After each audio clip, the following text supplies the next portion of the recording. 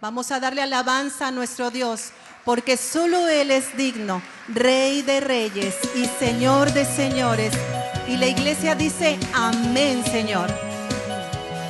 Solo Él es digno.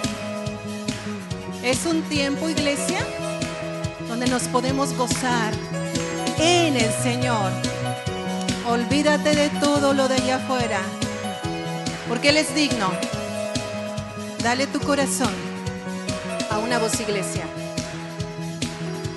Venid y aclamemos, venid y exaltemos con júbilo a la roca de nuestra salvación. Todos juntos, lleguemos ante el trono, ante su presencia con alabanza. Aclamémosle con cánticos. Vamos, iglesia, nos escucha tu adoración. Venid y aclamemos, venid y exaltemos con júbilo a la roca de nuestra salvación. Lleguemos.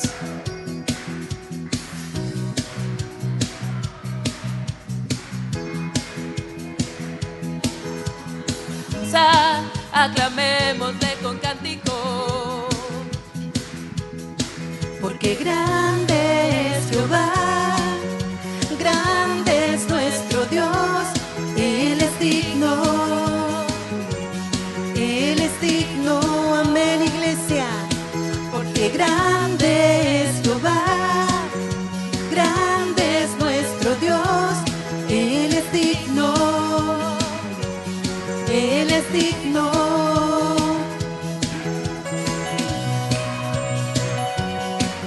Nuestro Dios es grande y Dios sobre todos los dioses. Él es digno, iglesia, no lo olvides. Solo nuestro Dios es digno. Grande eres tú, Señor, y digno de suprema alabanza. Tu pueblo te reconoce y tu pueblo te adora, oh Dios. A una sola voz, iglesia. Venid y aclamemos, venid y exaltemos con júbilo a la roca de nuestra salvación. ¿Cómo llegamos a tu presencia? lleguemos ante el trono, ante su presencia con alabanza. Aclamémosle con cánticos. Una vez más, todos juntos. Venid y aclamemos, venid y exaltemos con júbilo a la roca de nuestra salvación.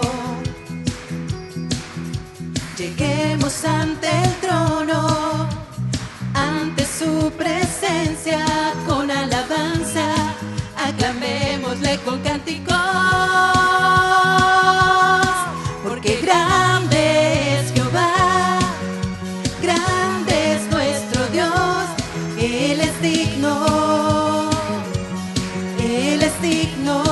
Porque, iglesia, porque grande es Jehová, grande es nuestro Dios. Él es digno, Él es digno. Porque, iglesia, Porque grande es Jehová, grande es nuestro Dios.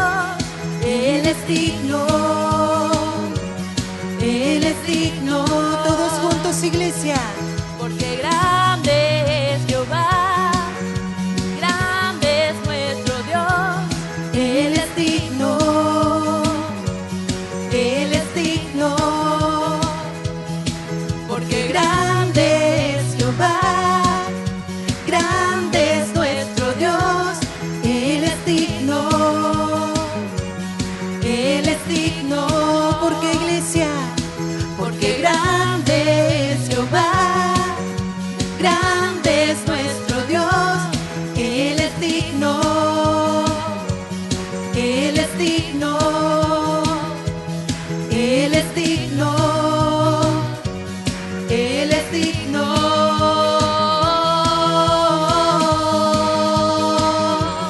Él es digno, Eres digno, Él es digno.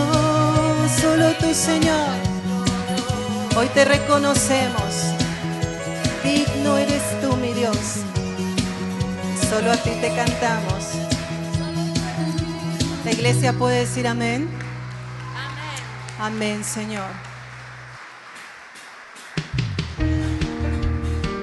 ¿Recuerdas cómo era tu vida sin Cristo? ¿Cómo nos conducíamos?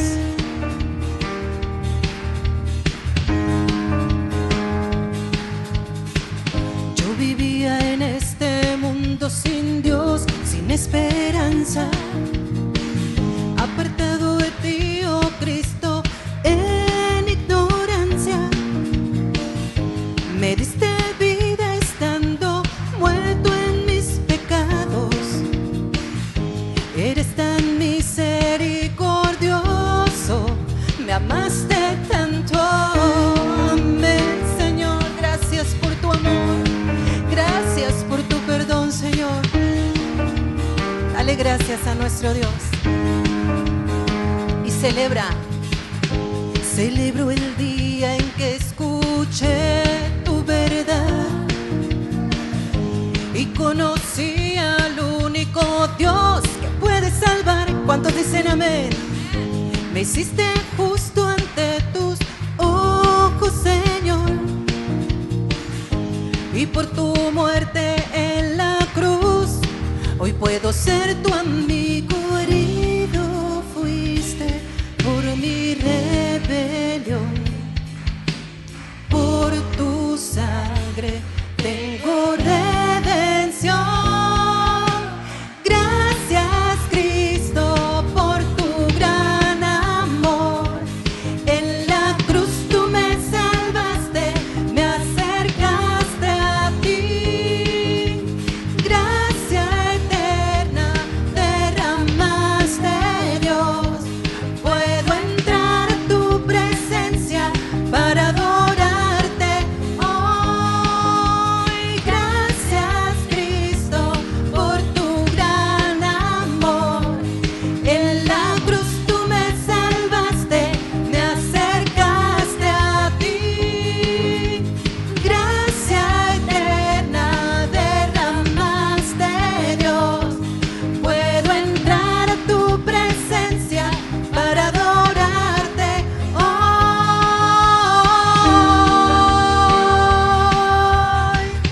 Tenemos acceso al libre al Padre, iglesia. El velo fue rasgado y hoy podemos entrar a su presencia. Quiero crecer en conocerte, Jesús. Amén, Señor. La grandeza de tu poder quiero ver. Ahora estoy unido a ti, mi Señor. Sí, Señor. Es un privilegio inmerecido estar en paz contigo. Herido fuiste por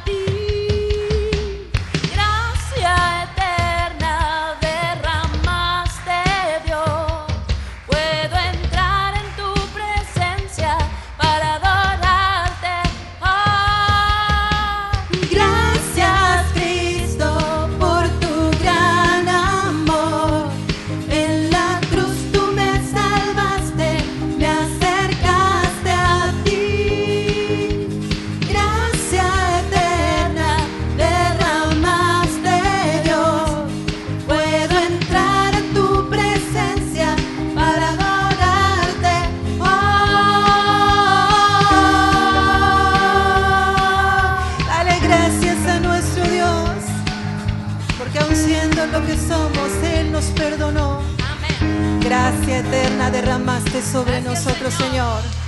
Gracias, Señor. Y es que por eso que hoy podemos levantar tu nombre en alto y nos deleitamos cuando tu iglesia se une para adorarte. Hoy queremos agradecerte, Señor, por medio de este canto, que estés en nuestras vidas. Tu nombre levantaré, me deleito en adorarte. Te agradezco que en mi vida estés,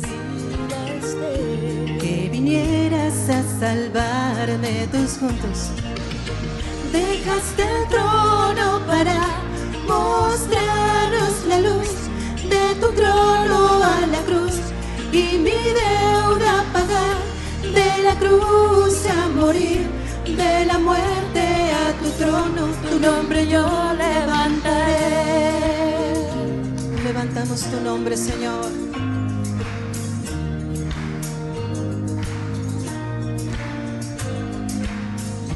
Tu nombre levantaré, me deleito en adorarte. Te agradezco que en mi vida estés. Gracias, Señor. Que vinieras a salvarme. Amén. Dejaste el trono para mostrarnos la luz de tu trono a la cruz, y mi deuda pagar, de la cruz a morir, de la muerte a tu trono. Tu nombre yo levantaré. Pueden imaginarse al Rey despojándose de sí mismo y salvarnos, iglesia.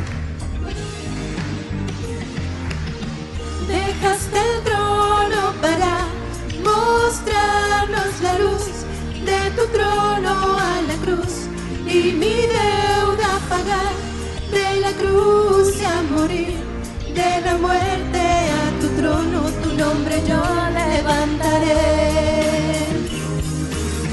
Dejaste el trono para mostrarnos la luz de tu trono a la cruz, y mi deuda pagar, de la cruz a morir, de la muerte a tu trono. Tu nombre yo levantaré. Tu nombre yo levantaré. Tu nombre yo levantaré. Hoy te levantamos, Señor. Levantamos tu nombre, Dios. A ti, nuestro Señor Jesús, nuestro amado Salvador. Te diste a sí mismo por amor a nosotros.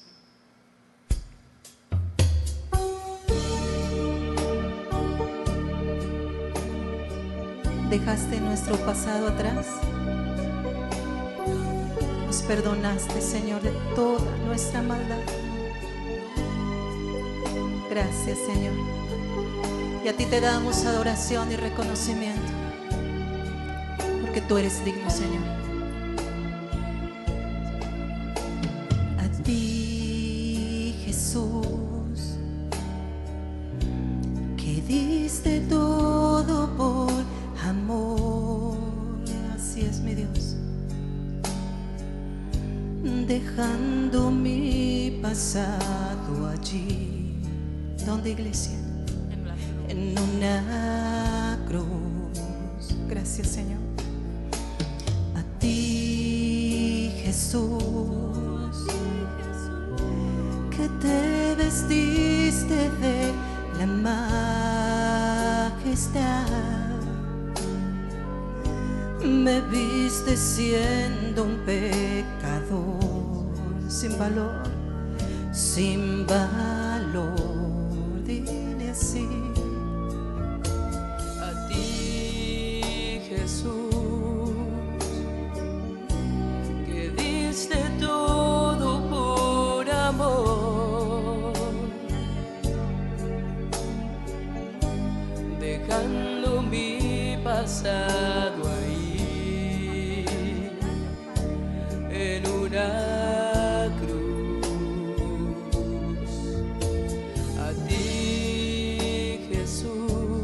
Adora al Rey, iglesia. Que te vestiste de la majestad, me viste siendo un pecador sin valor.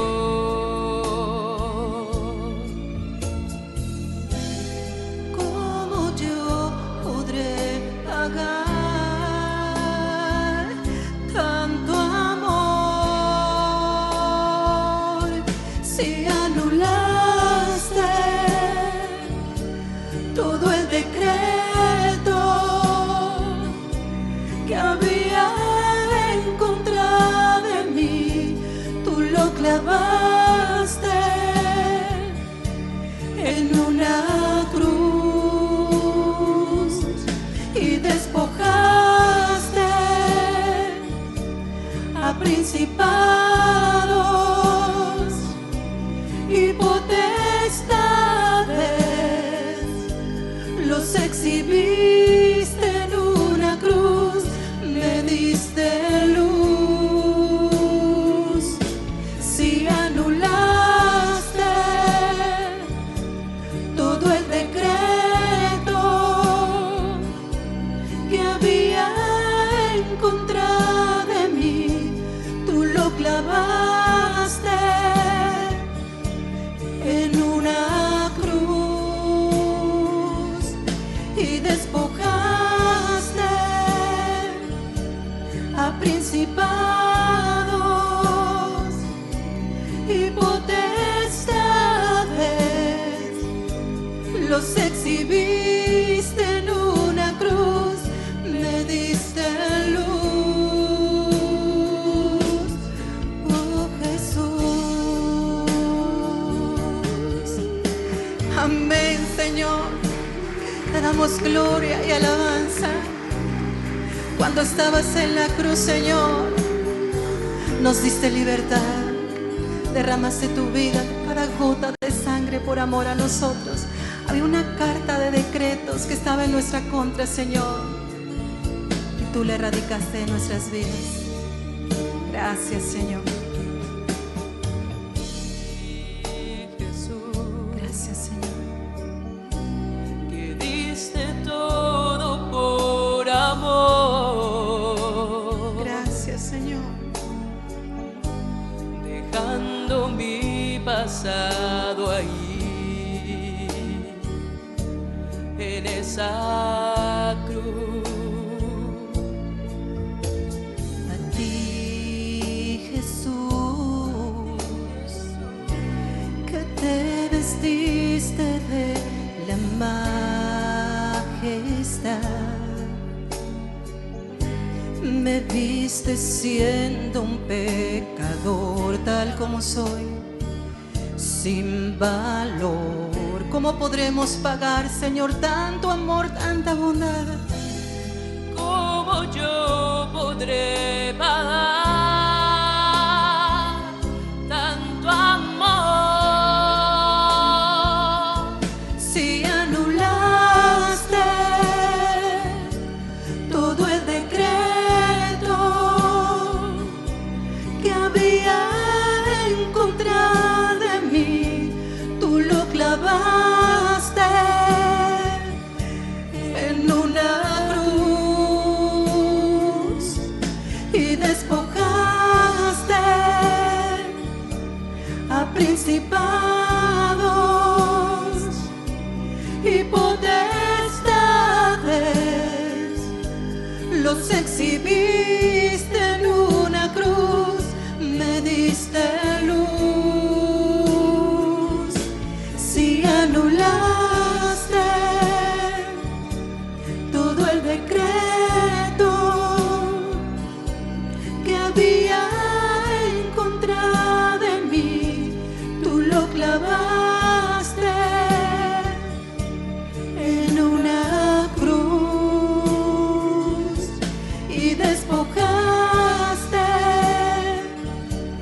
a principados y potestades,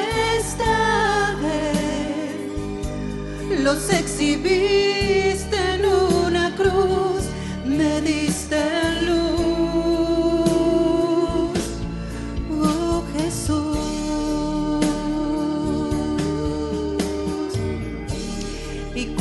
enemigo creía que había ganado la batalla, las escrituras dicen que nuestro Señor al tercer día se levantó y venció a la muerte con vida, triunfando sobre la muerte y muerte de cruz. Y por eso en Cristo somos más que vencedores por medio de aquel que nos amó. Señor, recibe toda la alabanza, recibe nuestro reconocimiento, recibe nuestra adoración, recibe nuestra gratitud a ti, nuestro Señor Jesús. Precioso eres tú, precioso es tu nombre. Amén. Es un motivo para estar llenos de gozo, iglesia. Las cosas que hoy nos puedan suceder, las pruebas por las que quizá estemos pasando, no se comparan con la gloria venidera que ha de manifestarse para con su pueblo. Un día, Señor, te veremos. Esa es nuestra esperanza. Por lo tanto, Señor, hoy queremos postrarnos delante de ti en adoración. Entregamos nuestro corazón. Hoy tu iglesia se quiere rendir a ti, delante de tu trono, Señor. Aquí está tu iglesia en adoración a ti.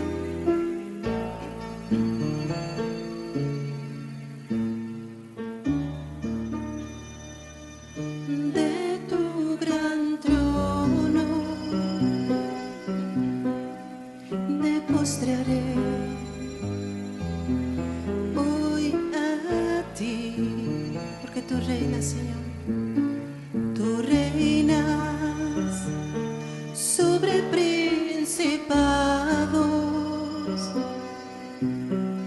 sentado a la diestra de Dios. Exáltate, Señor. Exáltate,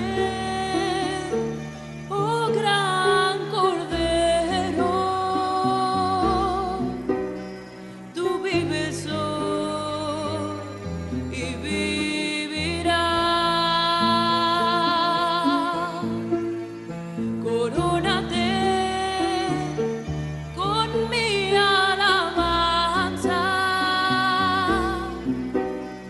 tu nombre el vencedor. Al borde de tu gran trono, tu iglesia se postra delante de ti. Me postraré hoy a ti. Tú reinas, Señor. Tú reinas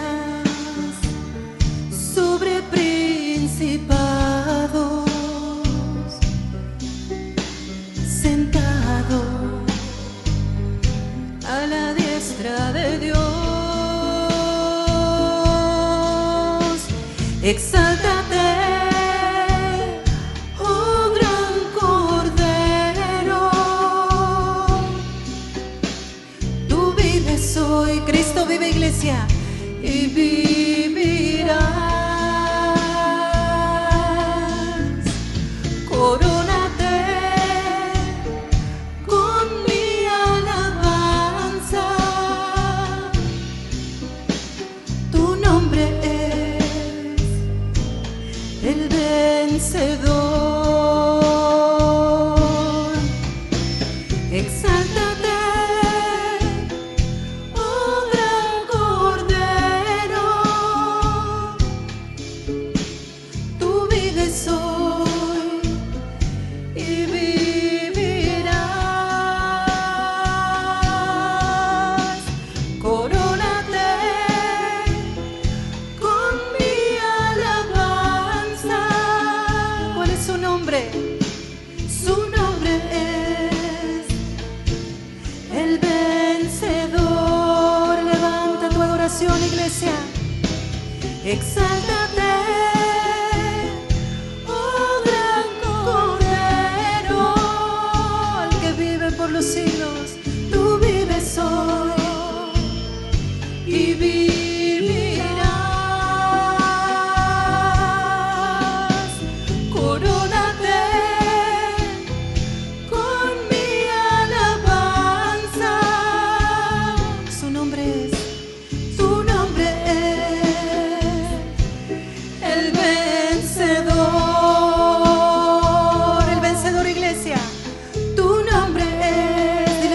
canción. El vencedor.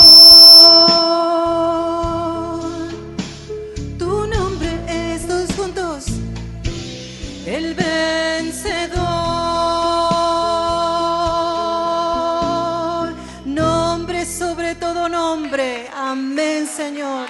Tu nombre es el vencedor, el que vive por los siglos de los siglos. A ese a la gloria, la honra y la alabanza. Amén. Gracias, Señor.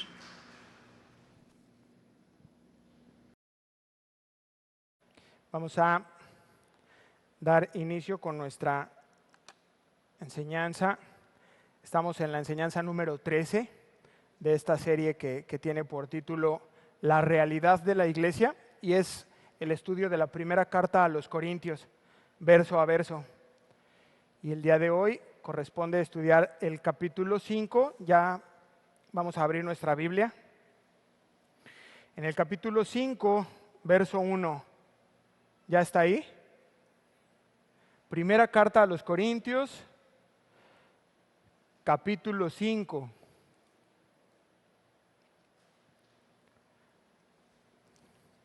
Verso 1.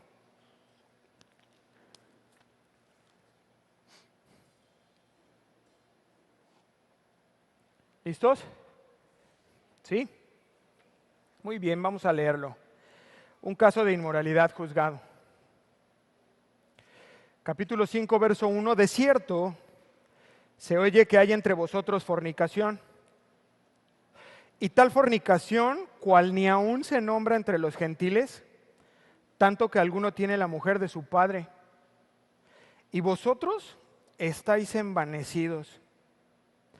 ¿No debierais más bien haberos lamentado para que fuese quitado de en medio de vosotros el que cometió tal acción? Ciertamente yo, como ausente en cuerpo pero presente en espíritu, ya como presente he juzgado al que tal cosa ha hecho. En el nombre de nuestro Señor Jesucristo, reunidos vosotros y mi espíritu, con el poder de nuestro Señor Jesucristo, el tal se ha entregado a Satanás para destrucción de la carne, a fin de que el espíritu sea salvo en el día del Señor Jesús. Acompáñame a hacer una oración, por favor. Señor, te damos muchas gracias por esta mañana. Padre, nos acercamos a ti en el nombre de Jesús, agradecidos contigo por tu bondad, por un día más que nos permites despertar, estar de pie. Gracias por el clima especial que nos diste esta mañana, por cada una de las comodidades que nos brindas en este lugar. Pero sobre todo queremos pedirte que hables a nuestra vida, que tu palabra predicada esta mañana sea efectiva en nuestro corazón, sea esa luz que penetra nuestro interior y revela lo que hay dentro de nosotros. Intenciones, juicios, pecado. Háblanos, Señor, esta mañana. Deseamos estar delante de ti y deseamos escuchar tu voz y anhelamos ser transformados verdaderamente por tu presencia. Que tu Espíritu Santo, Señor, toque nuestras fibras más íntimas, Señor, y que atraviese, como escrito está, una espada de 2 filos, nuestro corazón. Nos disponemos a escucharte este tiempo. Por favor, ayúdanos a no dormitar, sino a permanecer alerta, Señor. En el nombre de Jesús. Amén y amén.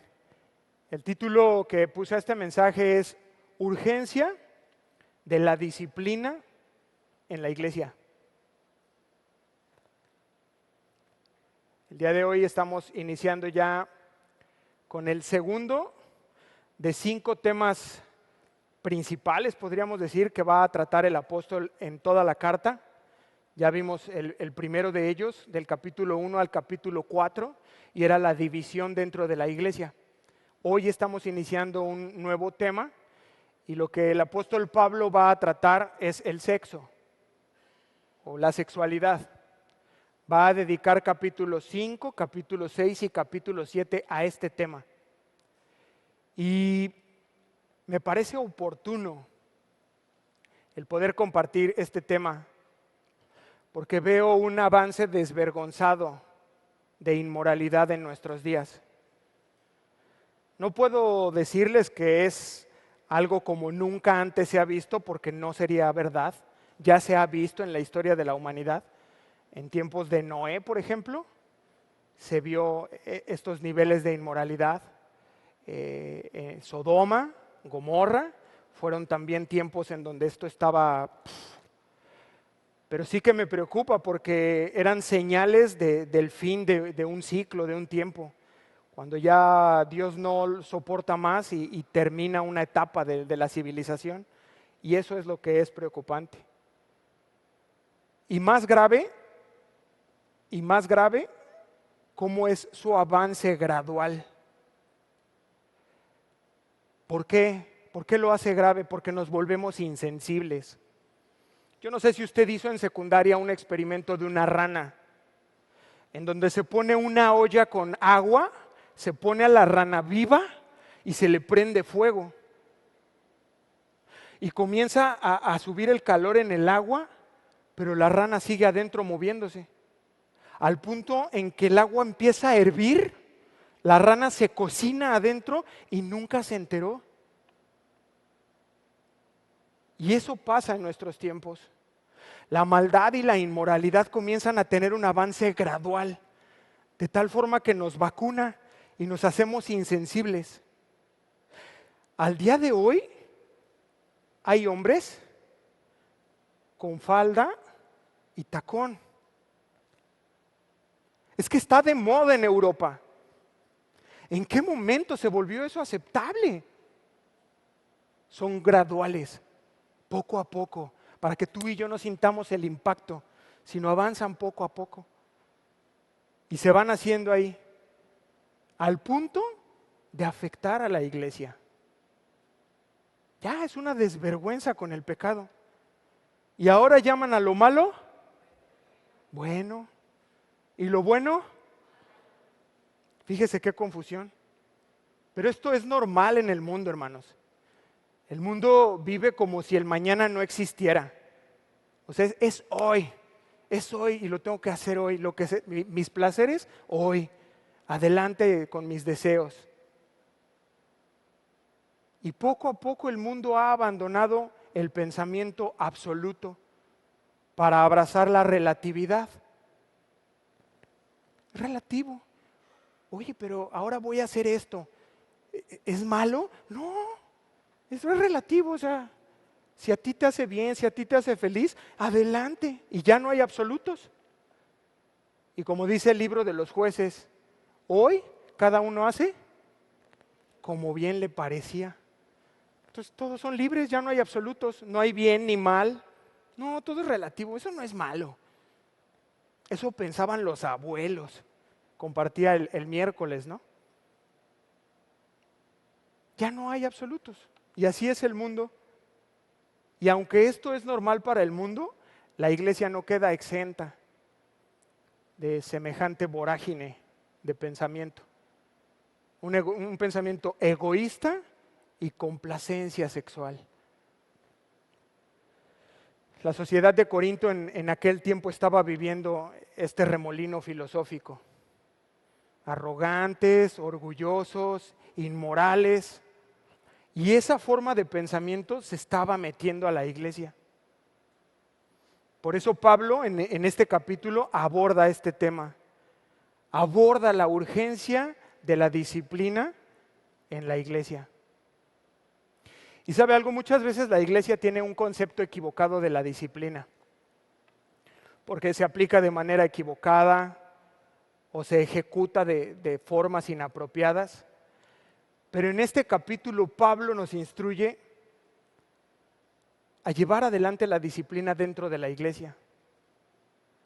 Pablo instruye, escúcheme, no a los que están pecando en la iglesia, no, sino a los que no están pecando. ¿Por qué razón? Porque están orgullosos y están equivocados, y entonces va a tratar el asunto con ellos. ¿Cuáles son las razones, hermanos, por las que hoy en día Hay iglesias arrogantes, orgullosas, que no disciplinan el pecado dentro de la iglesia. Bueno, yo tengo algunas, a lo mejor tú tengas algunas otras. Una de ellas es que dicen, la gente es libre de vivir como quiera. ¿Sí lo ha escuchado? Dentro de la iglesia. No, pues, cada quien puede vivir como quiera, sí, pero no cuando eres miembro de una iglesia. Otros un poco más espirituales dicen, el amor cubre multitud de pecados. ¿Lo ha escuchado? Tal vez tú usas ese argumento. Y sí, el amor cubre multitud de pecados, pero no te debes confundir con el perdón de pecados a una persona arrepentida con la alcahuetería. No es lo mismo, no te confundas. Cuando ya se cae en la indolencia, en la indiferencia y está la gente ya dentro de la iglesia pecando, no es lo mismo, no hablamos de eso.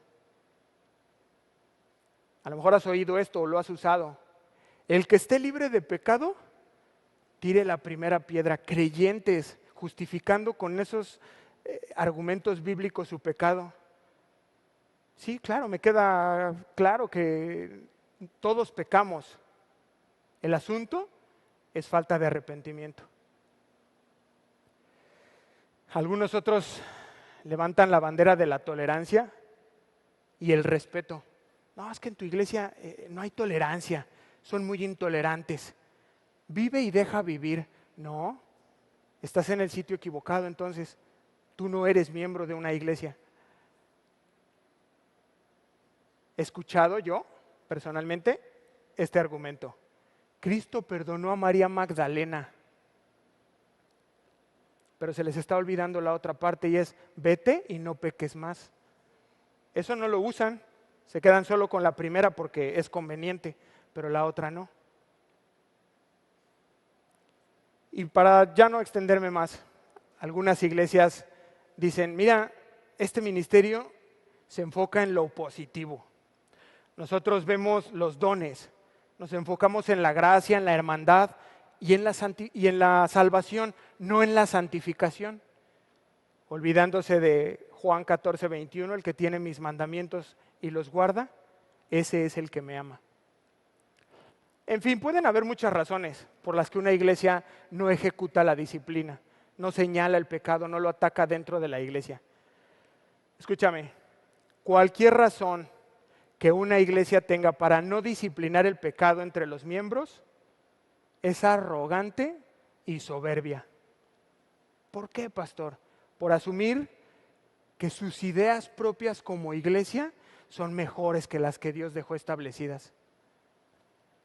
Iglesias que se creen más buenas que Dios, más misericordiosas que Dios cuando Dios deja establecido un límite. Dice, esto no se puede soportar dentro de la iglesia, pero nosotros en este ministerio sí, porque somos más buenos que Jesús. ¿Qué le parece? ¿Empezamos? Solo era la intro, ¿eh? Dice, no, ya me voy. Verso 1. ¿De cierto? ¿Qué dice Pablo? De cierto se oye que hay entre vosotros fornicación. Este primer verso nos habla de que Pablo se enteró, ya supo, ya llegó a sus oídos. ¿Cómo llegó a sus oídos? No lo sabemos, la Biblia no nos lo revela. Es muy probable que se lo haya compartido los de Cloé o Estefanas, no importa. ¿Qué es lo importante? Que ya supo, que ya se enteró de esta situación. ¿Cuál situación? Que hay un pecado dentro de la iglesia. ¿Cuál es este pecado? Ese es un pecado de incesto, que entra dentro de la clasificación de la fornicación, que es el verbo que usa es porneia, y son todo el tema sexual fuera del matrimonio. Ya he hablado de esto, no me voy a meter hacia allá, pero esto es de lo que él ya se enteró. Hay un pecado, es incesto, que es fornicación, dentro de la congregación. Y la iglesia no está haciendo nada. Y debemos entender, hermanos, que el reportar el pecado no es maldad. ¿Sí estás conmigo? Cuando tú hagas esto, tienes que entender que es por amor a la iglesia. Es por testimonio de Cristo.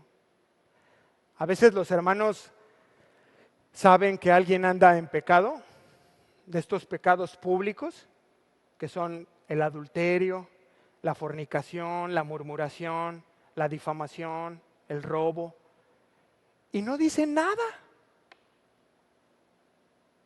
¿Por qué? Porque piensan que es como entrometerse. Oye, ¿sabes que este rollo sigue? No, pero tú no digas nada, no te metas. Eso no es correcto, hermanos. Y si tú sabes qué es lo correcto, tienes que hacerlo. Yo les pido esta mañana, por favor, no se esperen. No se esperen, es importante hablarlo y decirlo.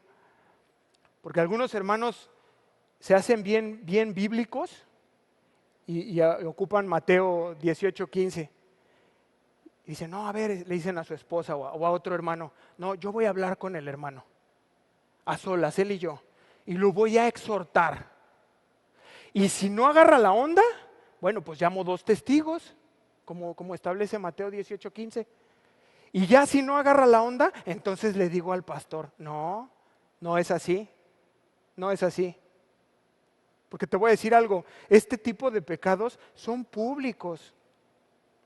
El adulterio, la fornicación, la homosexualidad, la murmuración, son públicos.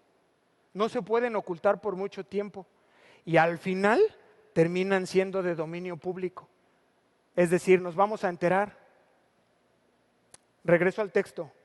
Lo primero que hace Pablo, si te das cuenta, es llamarle a las cosas como son. ¿Qué dice que hay? No te escuché.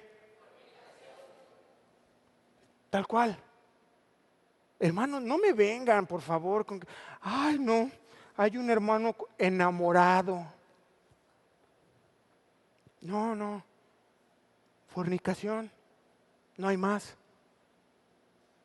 Aquí hay un caso de fornicación. Y con la ayuda de Dios yo les pido que llamemos a las cosas como son. Pastor, ¿puedo hablar con usted? Dime, es que hay un hermano en la congregación. Es muy comunicador y le gusta dar sus opiniones. No, hermanos, es un caso de murmuración. Las cosas como son. ¿Estamos? Como debe ser. Lo vamos a escuchar la siguiente semana con el apóstol Pablo. Fornicarios, avaros, ladrones, idólatras, o sea, las cosas como son. Y es lo primero que está haciendo, llamando las cosas como son. Ahora, la falta de disciplina dentro de la iglesia en Corinto no era por falta de conocimiento. Ya lo hemos visto en los primeros 4 capítulos. Fue una iglesia bien instruida.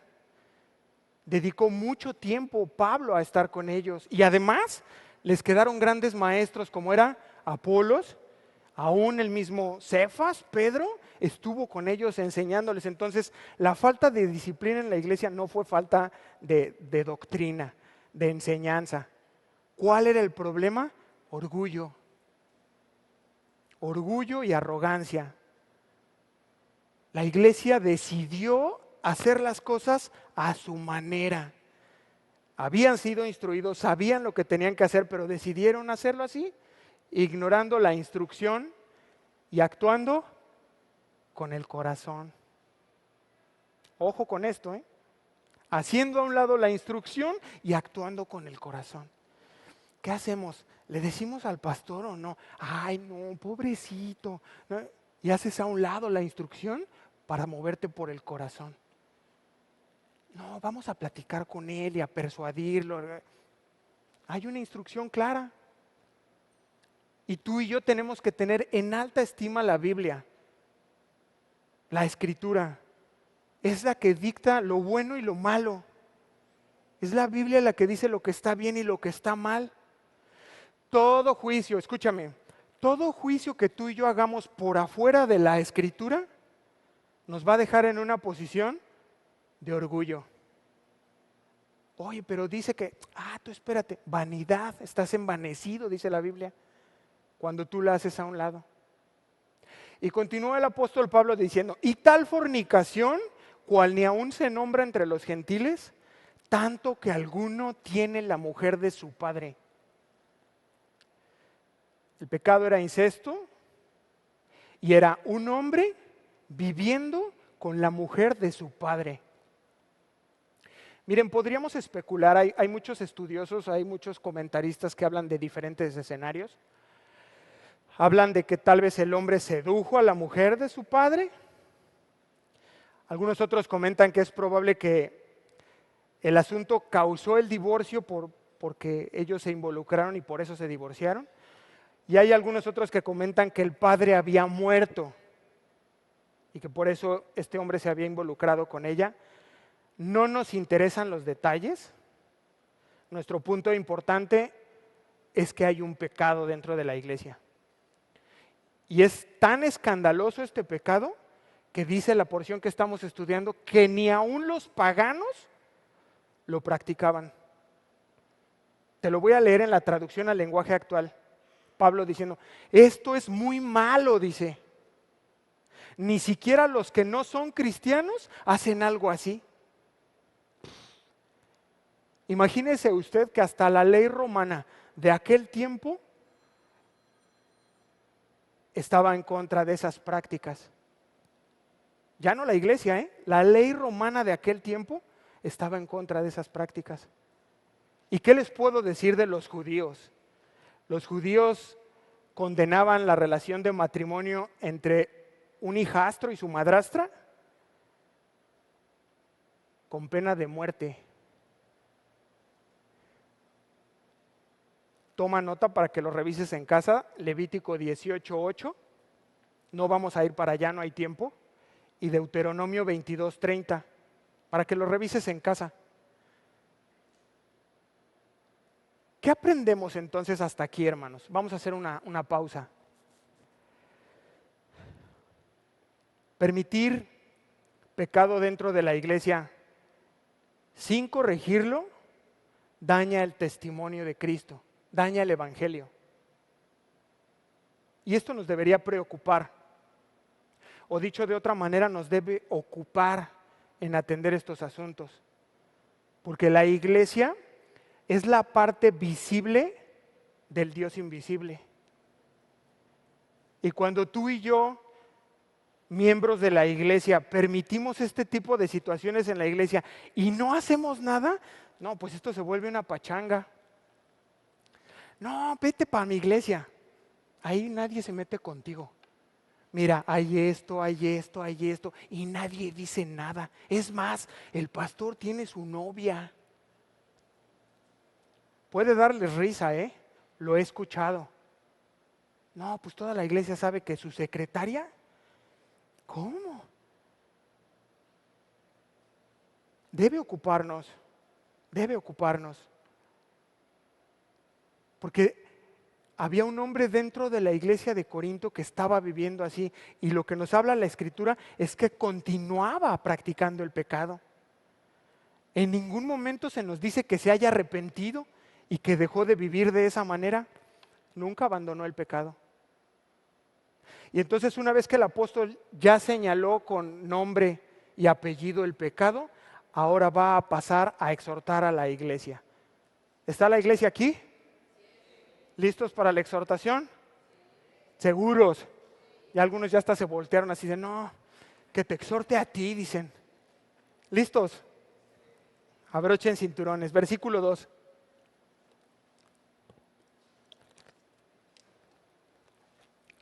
Pablo se dirige a la iglesia y les dice, ¿y vosotros estáis envanecidos? Y lanza una pregunta en donde dice, ¿no debierais más bien haberos lamentado para que fuese quitado de en medio de vosotros el que cometió tal acción? Te lo voy a compartir en Nueva Traducción Viviente, préstame atención. Ustedes están muy orgullosos de sí mismos. En cambio, deberían estar llorando de dolor y vergüenza y echar a ese hombre de la congregación. La Biblia de las Américas dice, y os habéis vuelto arrogantes. en lugar de haberse entristecido.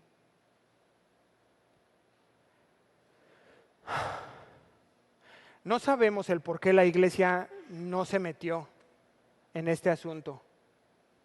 Yo tengo algunas opciones. Uno, es que tal vez este hombre era un hombre muy prominente, muy próspero económicamente, y entonces la iglesia tenía temor de enfrentarlo. Es que si le decimos y se va, las ofrendas, y mejor no se metieron con él. Puede ser, aquí no pasa. En la iglesia moderna eso casi no sucede. O tal vez era un hombre con mucho conocimiento. Y entonces los miembros decían, híjole, no, pues si lo confronto, no, pues me va a versiculear y no, mejor no le digan nada, no se metan con él. Puede ser. Tal vez este hombre exhibía algunos dones especiales, ¿no? Y entonces la iglesia dice, no, mira, si le decimos, capaz se va, y entonces ¿quién nos profetiza? ¿O quién impone las manos y tiene el don de sanidad? Entonces, no le digan nada. Es que predica bien bonito. Así no, Dios nos habla a través de él. No le vayan a decir, no se vaya a ir. Y nos quedamos sin predicadores. Puede ser, ¿no? También. Otra opción es que la iglesia estaba inmersa en riñas y divisiones partidistas. ¿Qué iban a atender eso? No, Pablo, no, Cefas, no, mira, jálate para acá. Apolos es el bueno. Y nadie se enteró de lo que estaba sucediendo por estar peleando, peleando en riñas, y ni siquiera se enteraron de lo que pasaba. O tal vez la iglesia estaba permitiendo este tipo de inmoralidad a fin de que la iglesia también permitiera algunos vicios o pecados en el liderazgo de la iglesia. Eso pasa en casa. Y por eso a veces los esposos no le dicen nada a las esposas, porque claro que después la esposa le va a decir, ¿y tú qué onda con este tema? No, yo no me meto con mis hijos, porque después el hijo te va a decir, ¿qué onda? Y tal vez esto era lo que estaba pasando aquí en la iglesia. Solo estoy especulando, no sabemos cuál era la verdadera razón o qué estaba sucediendo. Una vez más, no lo sabemos, pero nuestro punto es que el apóstol reprende esta falta de intervención dentro de la iglesia y les llama envanecidos, orgullosos de sí mismos y arrogantes.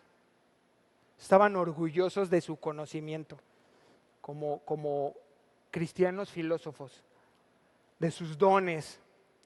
Pero yo te digo algo, ninguna brillantez intelectual dentro de la iglesia en Corinto, ningún gran don que pudieran haber manifestado podía cubrir aquella mancha que el pecado estaba provocando en la iglesia.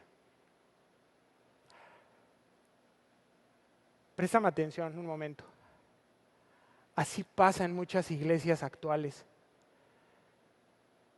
Están orgullosas por el tamaño de su membresía. Iglesias orgullosas por los dones. Es que cómo se mueve el Espíritu Santo aquí en la congregación. Cómo opera él. Orgullosas por el templo, ¿no? ¡Wow! Y están envanecidos, orgullosos, arrogantes, dice la Biblia. Y por eso hacen las cosas a su manera. Dicen, mira, puedes estar de acuerdo o no, pero mira, al final tenemos éxito. Somos exitosos. Y por eso toleran el pecado dentro de la iglesia. Porque según ellos, los resultados nos avalan. Mira cómo hemos crecido. Mira el templo que tenemos. Mira el mover del Espíritu. ¿En qué iglesia a veces están estos dones? Y permiten el pecado dentro de la iglesia. Y yo te digo algo, no se trata de lo que logramos. no se trata de lo que logramos, sino de mantener la fidelidad en la palabra de Dios practicada y predicada. ¿Me seguiste? No se trata de lo que logremos, hermanos, de un gran templo o de llenar aquí las sillas. No se trata de eso. Se trata de que continuemos predicando correctamente y obedeciendo lo que predicamos. ¿Amén? ¿Sigo o me regreso? Dale. La solución la plantea ahí mismo el apóstol y habla de un orgullo carnal contra un humilde lamento. Préstame atención, esto es algo fuerte. El verso 2 dice, y vosotros estabais envanecidos. ¿No debierais más bien haberos lamentado? El verbo envanecido, sígueme con cuidado, está en tiempo perfecto. ¿Qué quiere decir esto, pastor? Que habla de una condición permanente. Así estaban ya. No es como que surgió, no está hablando en futuro, sino que nos deja ver que era una condición permanente. Y por otro lado, la palabra lamentado es la palabra griega epentaste y denota un lamento fúnebre.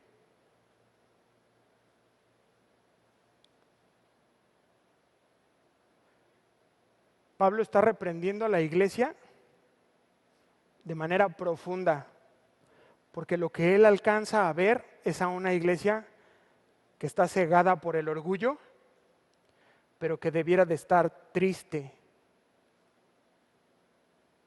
lamentándose, muy avergonzada. ¿Por qué? Por la muerte de un miembro de la iglesia. Es decir, el pecado no es culpa de la iglesia, porque los miembros como tal hayan pecado, sino la acusación es porque toleraban el pecado. Hermanos, usted y yo somos llamados a formar un cuerpo santo y limpio, que es la iglesia. ¿Sí sabía? Y hasta el día de hoy no hemos tenido que expulsar a nadie. Pero sepan ustedes que si el día de mañana hay que hacerlo, voy a hacerlo. ¿Cuántos dicen amén? No, pues no, mejor no, capaz soy yo. Obviamente, previo a lo que la Biblia marca como liderazgo, y es Mateo 18:15. Es decir, primero se le invita a la persona al arrepentimiento, si no, se le invita a salir de la congregación. Eso es de lo que habla Mateo 18:15. A solas, primero se te llama, oye brother, me dijeron que te vieron. No, pastor, no es verdad. Se llama a la parte acusadora. Desde ahí uno sabe, oye pastor, es que vi a tal saliendo de un motel. ¿Tú lo vas a sostener delante? No procede tu acusación. Pero primero se llama, no hay corrección, testigos, no hay corrección, se dice delante de la iglesia, no hay corrección, se le toma como un gentil.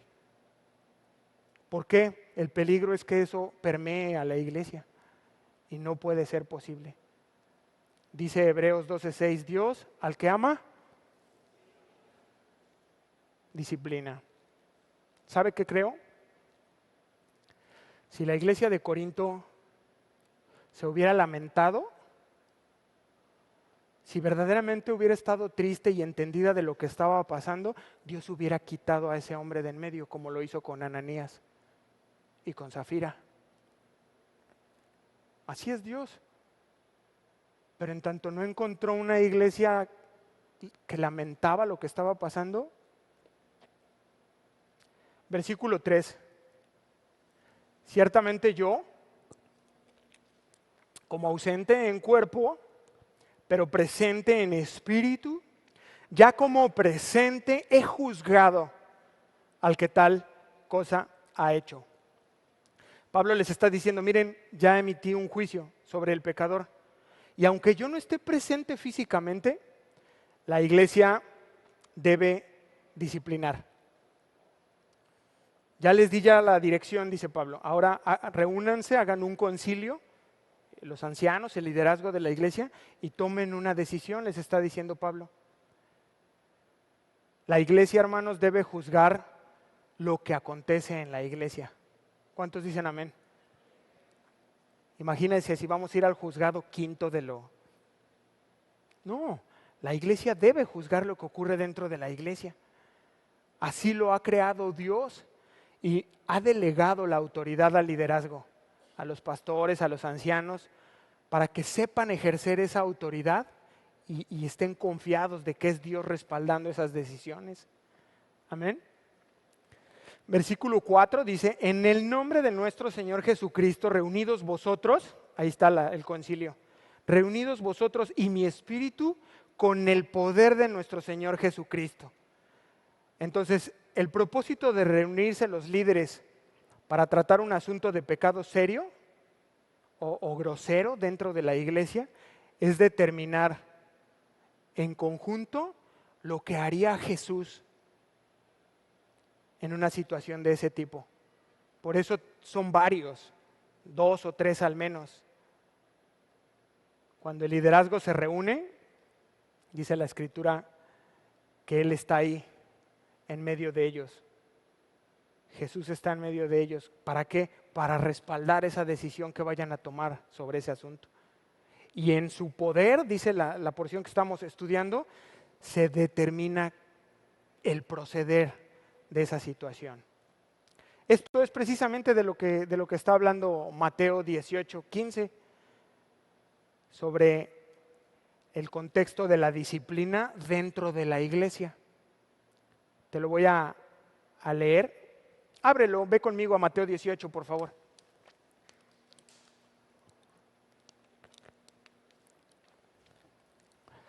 Es un verso bastante desconocido para la iglesia o mal usado a veces. Mateo 18:18.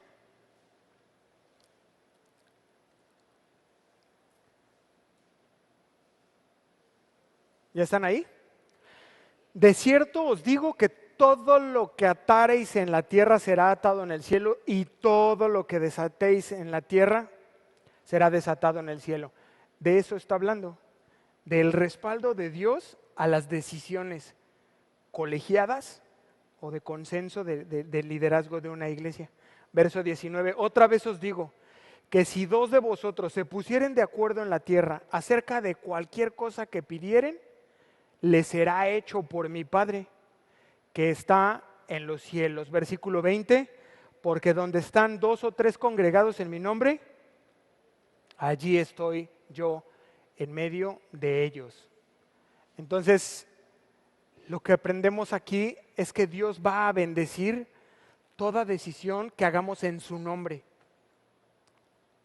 que procure el cuidar la pureza de la iglesia, la limpieza de su iglesia. Eso siempre lo va a respaldar al Señor. Versículo 5, regresa.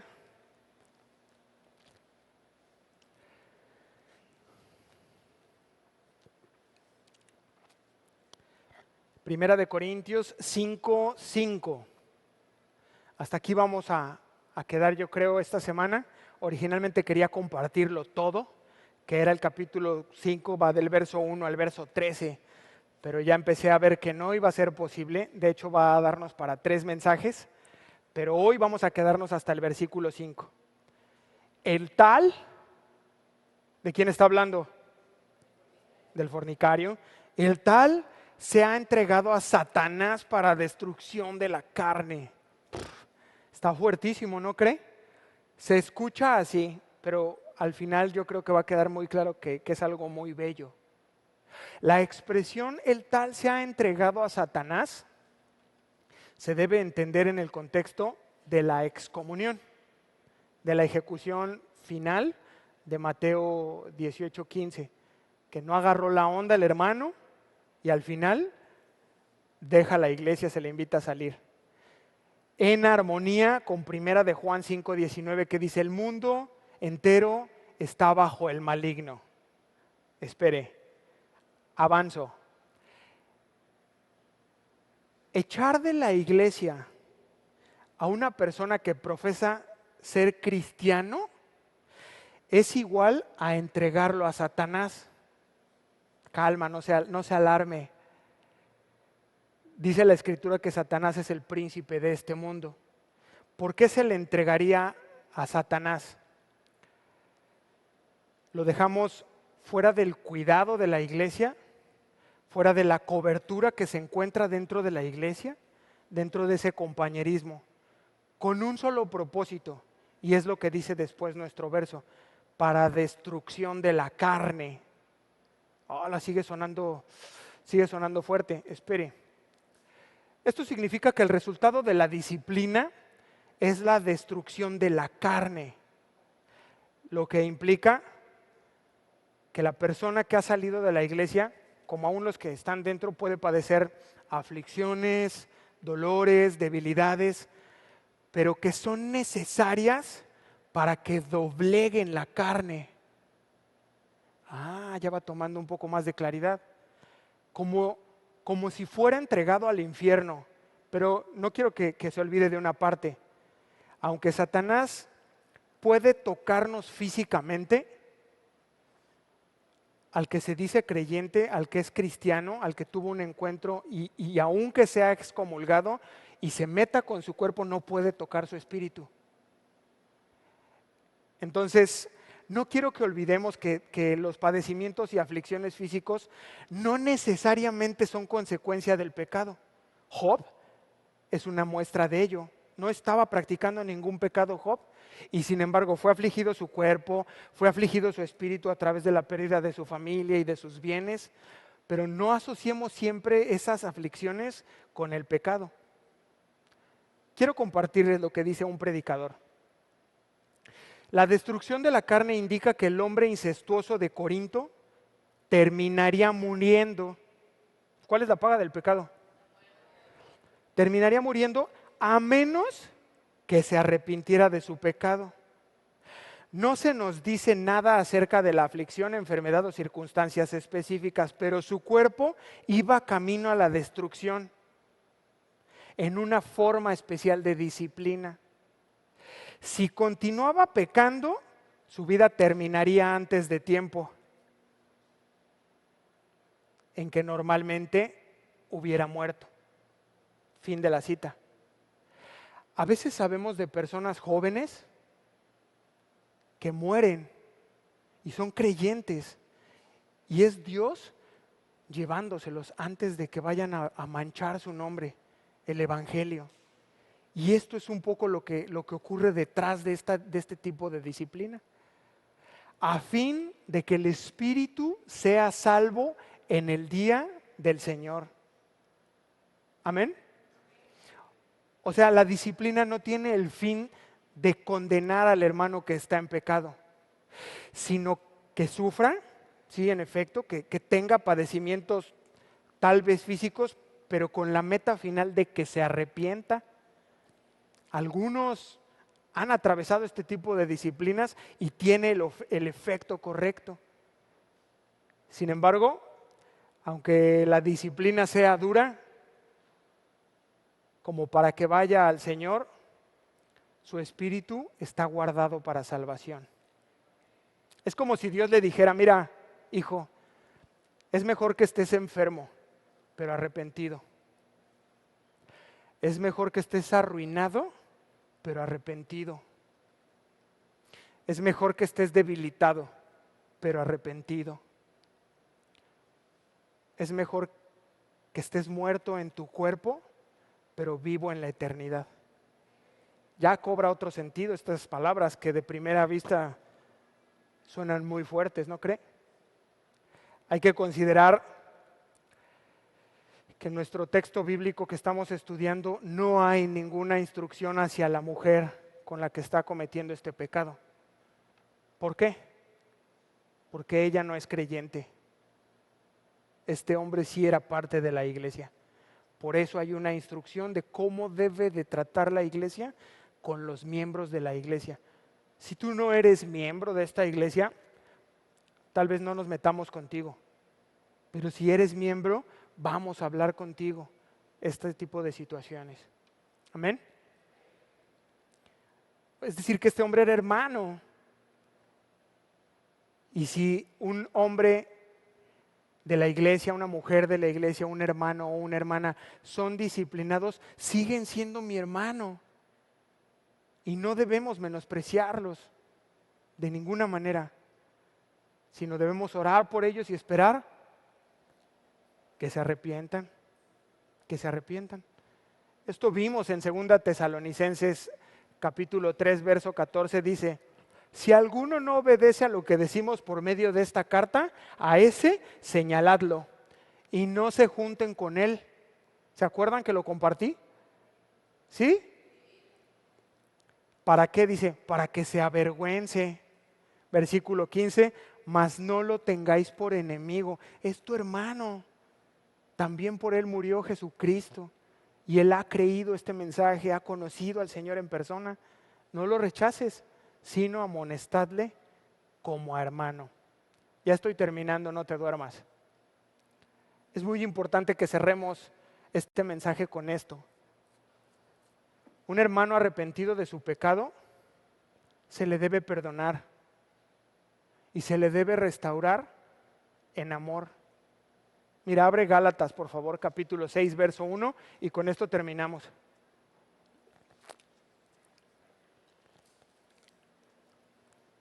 Carta a los Gálatas, capítulo 6, verso 1.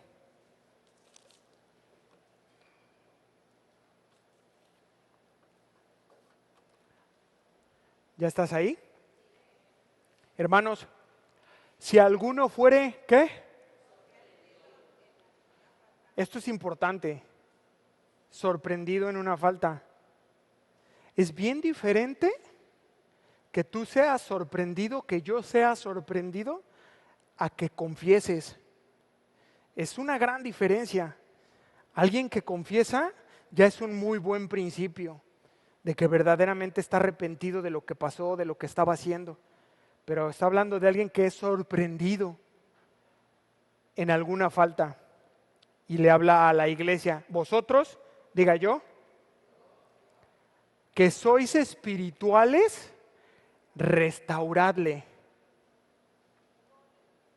con espíritu de mansedumbre, con nobleza. ¿Y de dónde voy a sacar ese amor y esa nobleza para restaurar a mi hermano? Considerándote a ti mismo, dice. No sea que tú también seas tentado.